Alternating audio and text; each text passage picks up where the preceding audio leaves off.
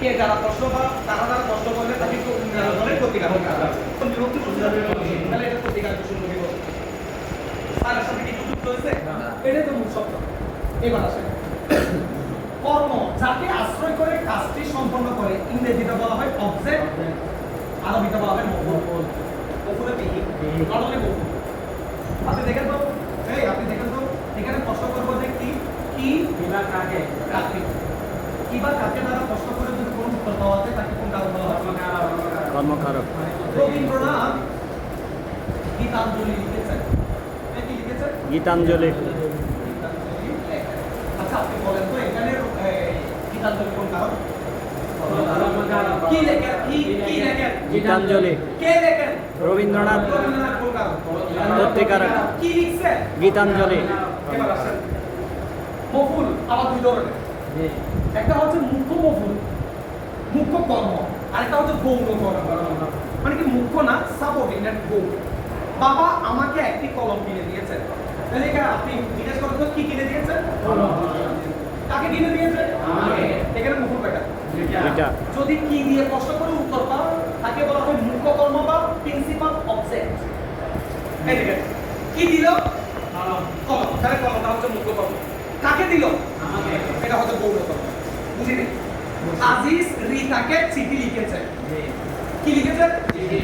আচ্ছা এটা কি কর্ম কারক? জি কর্ম কারক। আচ্ছা এটা কি মুখ্য নাকি গৌণ? মুখ্য। কাকে লিখেছে? রিতাকে। রিতাকে এটা হচ্ছে কোন কারক? এটা কর্ম কারক, কিন্তু মুখ্য কর্ম নাকি গৌণ কর্ম? আমার কথা কি বুঝে গিয়েছে? তাহলে কর্ম কয় প্রকার? বলেন মুখ্য, আরেকটা কি? যদি কি দিয়ে প্রশ্ন করে উত্তর পান তাকে কোন কর্ম বলবেন? মুখ্য। কাকে দিয়ে প্রশ্ন করে উত্তর পাইলে? এবার আপনি আপনার প্রশ্নের মধ্যে আসেন তো এখানে কর্মকারক কোনটা বাইর করেন? চকলেট দাও। কি দিল? চকলেট। তাহলে চকলেট কোন কারক বলেন তো? মুখ্য কর্ম। আর মুখ্য একটা বলতে হবে না, আমি আপনাদের নলেজে দিলাম। আচ্ছা চকলেটের সাথে কোনো বিভক্তি আছে কি? নাই। তাহলে কর্মে কি? কর্মে শূন্য। এখানে আরেকটা কর্ম আছে বাইর করেন। কাকে দিল? হানিয়াকে। কাকে দিল? তাহলে এটা তো কর্মকারক, তাই না? তাহলে এটা কোন কর্ম? মুখ্য নাকি গৌণ? কাকে? কাকে? আচ্ছা এখানে মূল শব্দ কি? হানিয়া। যুক্ত হয়েছে কোন বিভক্তি? কে। আচ্ছা হানিয়াকে চকলেট কি একেবারে দিয়ে দিচ্ছে নাকি আবার নিয়ে? একেবারে দিয়ে দিচ্ছে। তাহলে এটা কি চতুর্থীতে চকলেট কি দিয়ে দিচ্ছে? চতুর্থী। ভাই এখন দেখেন যে এরকম বলবো সেরকম চিন্তা যা হয়। কর্মে চতুর্থী। এটা কি হয়ে গেল? কর্মে চতুর্থী। ক্লিয়ার? আমি আবার বলি যাকে আশ্রয় করে কর্তা কাজটি সম্পন্ন করে। এক কথায় অবজেক্ট, এক কথায় মুখ্য। কিন্তু এখানে অবজেক্ট দুই ধরনের আছে। কি দিয়ে প্রশ্ন করে উত্তর পাওয়া গেলে মুখ্য অবজেক্ট, আর কাকে দ্বারা প্রশ্ন করলে কি গৌণ। তাহলে একটি বাক্যে কয়টি থাকবে? দুইটি। কয়টি থাকবে? দুটিও থাকতে পারে, একটিও থাকতে পারে। রবীন্দ্রনাথ গীতাঞ্জলি লিখেছে। তাকে লিখেছে কোন উত্তর আছে? এখানে কর্ম করে না। ঠিক আছে, এবার আসেন 3 নাম্বার করণ কারক। আচ্ছা করণ শব্দটা এই শব্দ থেকে আসছে। আচ্ছা ইংরেজিতে উপকরণকে কি বলে? টুলস বলে। আমি এখন কি দিয়ে লিখছি বলেন? কলম দিয়ে। তাহলে আপনি বাক্যকে প্রশ্ন করবেন কিসের দ্বারা বা কিসের সাহায্যে? ঠিক আছে, কিসের দ্বারা বা কিসের সাহায্য দিয়ে প্রশ্ন করে কোনো উত্তর পাওয়া গেলে তাকে কি বলবেন? আচ্ছা উদাহরণ দিচ্ছি, আপনি কি আপনার কৃষক লাঙ্গল দিয়ে চাষ করে। আপনি বলেন তো এখানে এখানে উপকরণ কোনটা? চাষ করার ক্ষেত্রে উপকরণ আপনার সামনে চলে আসে, দুজন সামনে চলে আসে। এখানে উপকরণ কোনটা ব্যবহার করছে? লাঙ্গল। তাহলে এখানে কাজটা কি? কৃষক। এটা কোন প্রতিকারক? কি দিচ্ছে? কি কি? চাষ। কর্মকারক। কিসের দ্বারা দিচ্ছে? লাঙ্গল। হাত দিয়ে লোপাতারি পিটানো। আচ্ছা আমি আপনাদেরকে পিটানোর জন্য আমি কি টুলস ব্যবহার করতেছি? হাত। কি দিয়ে?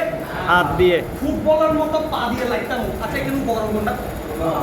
ফুটবল। প্যাড দিয়ে পিটানো। এখানে উপকরণ কোনটা? প্যাড। এগুলাকে করণ কারক বলা হয়। কোন কারক বলা হয়? করণ কারক। কোন কারক বলা হয়? তাহলে এই বাক্যের মধ্যে লাঙ্গল দিয়ে হচ্ছে করণ কারক।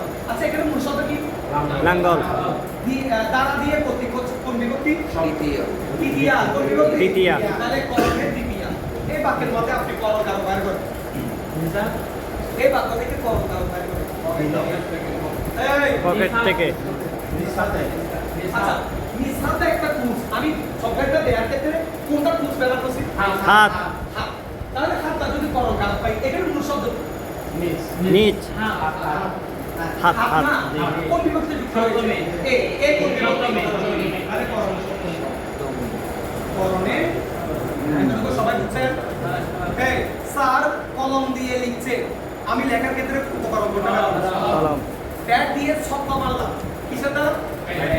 দেখেন আপনি প্রশ্ন করবেন যে কি দিয়ে, বলেন কিসের দ্বারা বা কিসের সাহায্যে। এইখানে কিসের দ্বারা বা কিসের সাহায্যে দিয়ে প্রশ্ন করলে কোন উত্তর পাওয়া গেলে তাকে করণ কারক। করণ কারক আমি বুঝে গেলাম যে কাজটি সম্পন্ন করে, যাকে আশ্রয় করে করে, যেটা টুলস ব্যবহার করে, চার নাম্বার কি? উৎস বুঝায়, উৎস, কাজের উৎস। ঠিক আছে, প্রশ্ন করবেন কোথা হতে বা কোথা থেকে, কোথা হতে বা কোথা থেকে যারা প্রশ্ন করে কোনো উত্তর পাওয়া যায় তাকে বলা হয় কি? আচ্ছা, আরেকখানে ব্যাপার আছে, আরম্ভ বুঝাবে, হয় বুঝাবে, আরম্ভ বুঝাবে, হয় বুঝাবে, বিচ্যুত বুঝাবে, ইত্যাদি বুঝাবে। এই খেয়াল করেন, আপনি একটু লিখিয়ে আনবেন করে খেয়াল করেন।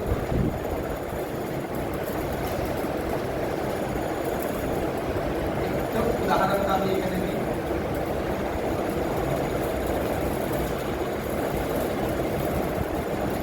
আচ্ছা, আমি একটু উদাহরণ দিয়ে দিই, এটা কি করেন তো? গাছ থেকে আমতে, এই কোথা থেকে পড়ে রে? গাছ থেকে দেখেন গাছ থেকে আমরা বিচ্যুত হচ্ছে, খেয়াল করছেন? কোচিং থেকে বাসায় এলাম, কোথা থেকে? কোচিং থেকে যাত্রাটা আরম্ভ হচ্ছে, খেয়াল করেন। ঢাকা থেকে চট্টগ্রাম এলাম, কোথা থেকে? ঢাকা থেকে সাত থেকে লাভ দিলাম, কোথা থেকে? সাত থেকে এইখানে উৎস বোঝাচ্ছে বলে হতে থেকে চেয়ে আছে, তাহলে এগুলো কোন কারক? অবদান কারক। এখানে মূল শব্দ কি? গাছ। থেকে তা কোন বিভক্তি বলে? পঞ্চমী। পঞ্চমী, তাহলে অবদানের পঞ্চমী। অবদানে কি? পঞ্চমী। এই বাক্য থেকে আপনি অবদান কারক বের করুন। হ্যাঁ, পকেট কোথা থেকে দিলাম? পকেট থেকে কোথা থেকে দিলাম? উৎস, কাজটা শুরু করার উৎস। তাহলে পকেট থেকে কোন কারক? অবদান। এখানে বিভক্তি কোনটা আছে? তাহলে থেকে। অবদানের পঞ্চমী। পঞ্চমী না, পঞ্চমী। মানে কারো বলেন তো? পঞ্চমী। এতটুকু সবাই বুঝছেন? পরেরটা দেখেন। এখানে কি লিখছি? অধিকরণ কারক কাকে বলে একটু করে দেখেন তো। বাক্য শেষ করার সময় আমরা স্থান, কাল, সময় ব্যবহার করি। একই ব্যবহার করি বলে তো, স্থান, কাল, সময়। এগুলোকে অধিকরণ কারক, স্থান, কাল, সময়। তাহলে জিজ্ঞেস করবো কোথায় বা কতটা, কোথায় বা কখন দিয়ে কোনো প্রশ্ন করে উত্তর পাওয়া গেলে তাকে কোন কারক বলা হয়? অধিকরণ কারক। উদাহরণ দিয়ে বুঝতেন, যে একটা উদাহরণ দিচ্ছি, রবিবার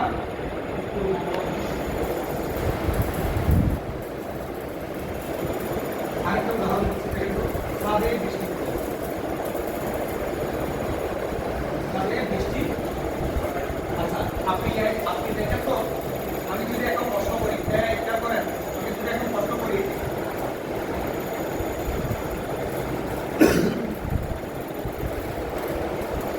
আমি যদি এখন প্রশ্ন করি, এই কখন অফিস বন্ধ? সময় বোঝার জন্য এই বিকাল 3টায় আমার সাথে দেখা করি, কখন? 3টায় কখন? সময় সকালে বা সূর্য ওঠে, কখন? সকালে আচ্ছা, এবার দেখুন তো স্থান বোঝাচ্ছে কিনা। ছাদে বৃষ্টি পড়ে, কোথায়?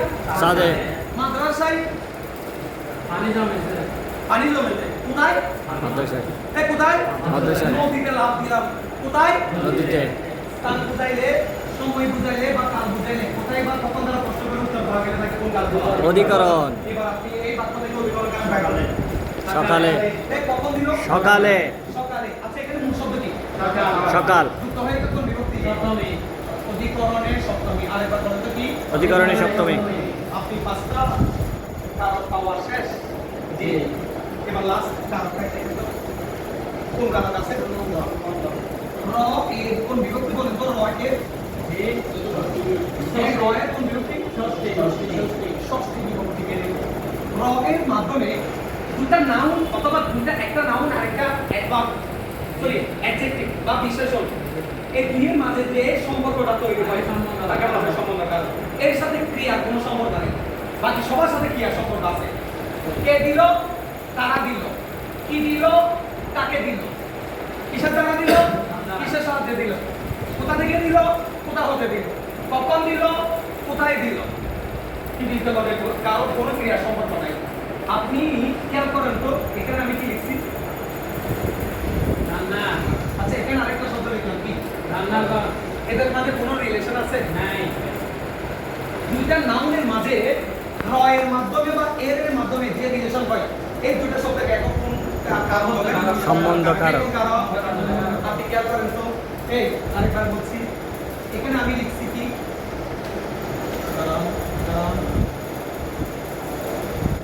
এখানে কি লিখছি বলেন তো,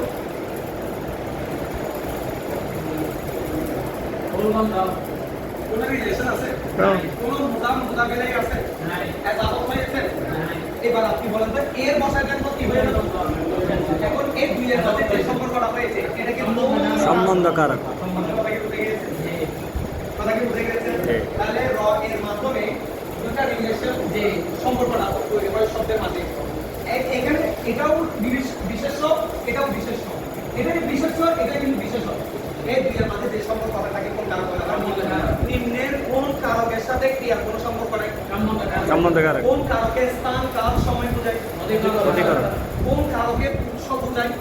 অপাদান। উপকরণ বা মায়া বোঝালে কোন কারক? যাকে আশ্রয় করে কর্তা কাজটি সম্পন্ন করে যদি কি দিয়ে প্রশ্ন করে উত্তর পাওয়া যায়, কাকে দিয়ে প্রশ্ন করে উত্তর পাওয়া যায়, যে কাজটি সম্পন্ন করে তাকে কোন কারক বলা হয়? বয় থাকলে, আরম্ভ থাকলে, বিচ্যুত থাকলে, রক্ষিত থাকলে কোন কারক বলা হয়? এতটুকু সবার ক্লিয়ার? এতটুকু সবার ক্লিয়ার? জি। বিভক্তিটা বুঝছেন? সাতটা কি মুখস্থ হয়েছে? এখানে আমি সমস্ত কারকগুলো দিছি।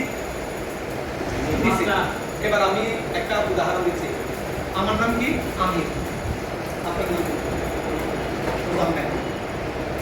আমির হুজুর মুজাম্মেলকে পকেট থেকে নিজ হাতে মার্কার দিল। এবার বলেন তো আমির হুজুর কোন কারক? রজ্জিকারক। কাকে দিলাম? মুজাম্মেল। কোন নাকি কোন কোন? কোন। কি দিলাম? কলম কোন কারক? কিসের দ্বারা দিলাম? হাত দ্বারা। কোথা থেকে দিলাম? পকেট থেকে। অপদার কারণ। কখন দিলাম? সন্ধ্যায়। বুঝে গেছে? বুঝে গেছে? বুঝে গেছে? এবার আসেন কন্ডিশন যেগুলো বিসিএস এর মাথায় না নিলে